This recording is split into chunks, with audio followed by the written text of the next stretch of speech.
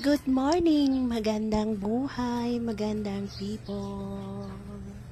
Samahan niyo ako at pipitas tayo ng bunga ng string beans. Ganito lang ang buhay namin dito sa probinsya. Kung may tanim ka, may aanihin ka at mabubuhay ka. Ayan. Ang gaganda ng tanim na string beans, diba? Sa harap lang yan ng bakura, ay sa bakuran lang yan.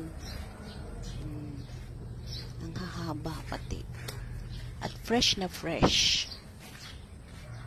Di ka na bibili ng gulay sa palengke kung may tanim ka.